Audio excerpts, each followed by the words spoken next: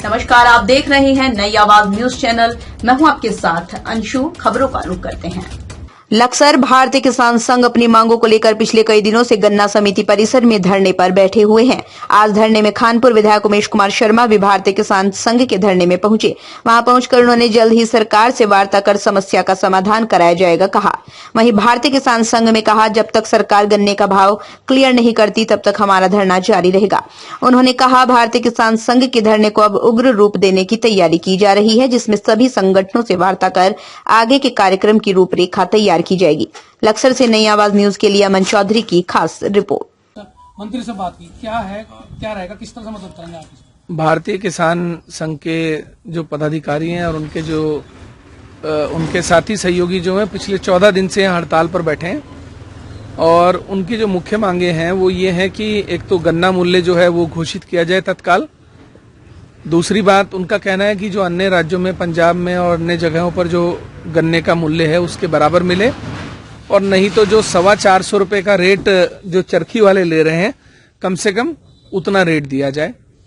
दूसरी बात जो है, जो आपदा के दौरान फसल खराब हो गई थी उसका जो बीमा था धान की फसल का सहकारिता के माध्यम से, उसका मुआवजा अभी तक तय होकर नहीं आया है, उसके संबंध में था। तीसरी मांग इन लोगों की है कि मुख्यमंत्री ने जो 3 महीने के बिजली के बिल आपदा के दौरान के मुफ्त जिनकी घोषणा की थी कि वो माफ कर दिए जाएंगे, तो इस संबंध में सचिव से बात की गई। उनकी जानकारी में मुख्यमंत्री की ऐसी कोई घोषणा नहीं है। गन्ने के संबंध में गन्ना मंत्री से बात की गई, सौरभ बहुगुणा जी से। उनका कहना है कि कैबिनेट में प्रस्ताव आएगा, जो कि अब पहली कैबिनेट चली गई है जो इस बार वाली, अगली कैबिनेट 15 तारीख तक होने की संभावना है। उसमें अगर प्रस्ताव आया तो गन्ने का मूल्य घोषित किया जाएगा।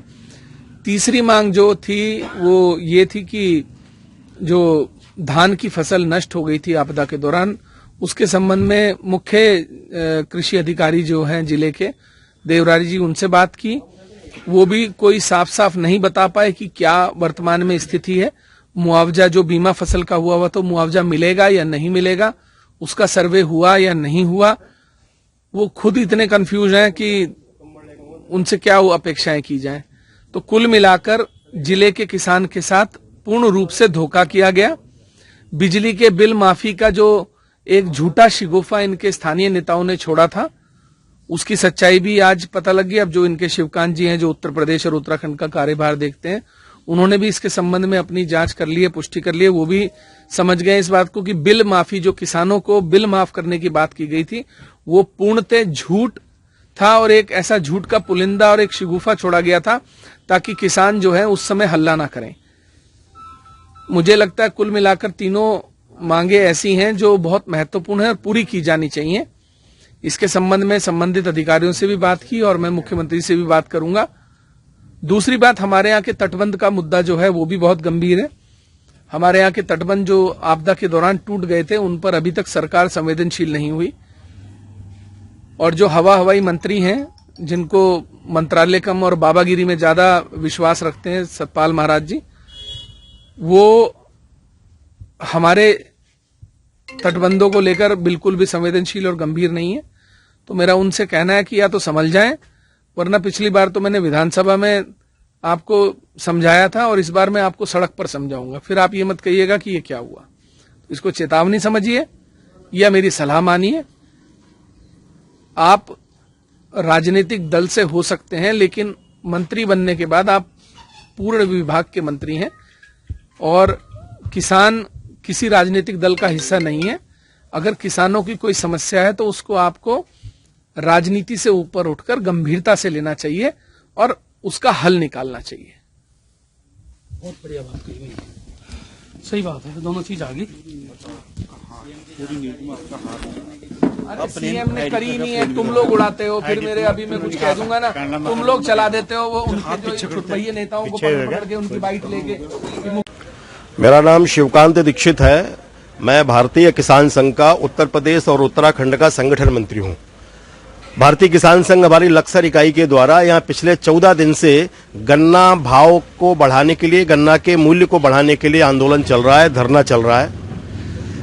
इस धरने में आज मैं शामिल हुआ हूं। मेरा इस आपके माध्यम से यहाँ की राज्य सरकार और यहाँ के मुख्यमंत्री धामी जी को सीधी एक चेतावनी भी है, उनसे मेरा एक आग्रह और निवेदन भी है कि 14 दिन से किसान धरने पर बैठा है, आपकी संवेदनशीलता कहां पर गई है? आप संवेदन शून्य दिख रहे हैं। इतनी सर्दी में किसान यदि धरने पर बैठा है और वो अपनी जायज मांग को लेकर के बैठा है, उसकी सामान्य सी मांग है कि आप गन्ने का भाव बढ़ाइए। पिछले 2 वर्षों से आपने गन्ने का भाव नहीं बढ़ाया है। इधर पिराई सत्र शुरू हो गया है, गन्ना पूरा खत्म होने को है, आप किस बात का इंतजार कर रहे हैं? और मैं तो ये कहना चाहूंगा कि इस वर्ष का भी आप बढ़ाइए और अगले वर्ष का भी घोषणा करिए कि अगले वर्ष किस भाव में खरीदी करेंगे। अपना पड़ोसी राज्य हरियाणा है, हरियाणा के मुख्यमंत्री ने 400 रुपए की घोषणा कर दी है अगले वर्ष के लिए। तो हम भी यहाँ की सरकार से मांग करते हैं कि जो हरियाणा सरकार ने, आपके ही विचार की सरकार वहां पर है, तो हरियाणा सरकार ने जो घोषणा की है अतिशीघ्र वो घोषणा करें और यहाँ इतने दिनों से सर्दी में जो किसान बैठा है वो अपने जाकर के घर के काम में लगे, खेती के काम में लगे। तो जो हरियाणा सरकार ने घोषणा की है वो जल्दी यहाँ की घोषणा करें। जहां तक कैबिनेट की बात चल रही है, तो कैबिनेट जब आएगी होगी तब होती रहेगी, कैबिनेट से किसान को मतलब नहीं है। मुख्यमंत्री जी घोषणा कर देंगे तो हमारे लिए वही कैबिनेट है और इसलिए अब 1-2 दिन से ज्यादा का इंतजार हमको नहीं है। अतिशीघ्र मुख्यमंत्री जी घोषित करें और जब भी उनकी कैबिनेट में हो तो कैबिनेट में प्रस्ताव लेकर के आए, पर घोषणा अतिशीघ्र हो। एक तो विषय गन्ने का ये है। दूसरा, जब मैं आया हूं तो किसानों से चर्चा हो रही है, बिजली को लेकर के हो रही है कि मुख्यमंत्री ने घोषणा की थी कि नहीं की थी, मुआवजे को लेकर के घोषणा हो रही है। तो हमारा बिजली के संबंध में सरकार से कहना यह है कि जिस प्रकार से उत्तर प्रदेश सरकार ने, वहां भी इनके विचार की सरकार है, जिस प्रकार से उत्तर प्रदेश सरकार ने निजी नलकूपों की निशुल्क बिजली देने की घोषणा की हुई है, उसी प्रकार से यहां पर भी उत्तराखंड सरकार किसानों के जो निजी नलकूप हैं वो निशुल्क करें, फ्री करें। इन 2 मुद्दों को लेकर के आज मैं यहां सबके बीच में आया हूं। यहां भी सबसे बात कर रहे हैं और सरकार से भी चर्चा करेंगे और सरकार पर दबाव भी बनाएंगे जिससे अतिशीघ्र भाव घोषित हो सके। इतना ही मुझे कहना था।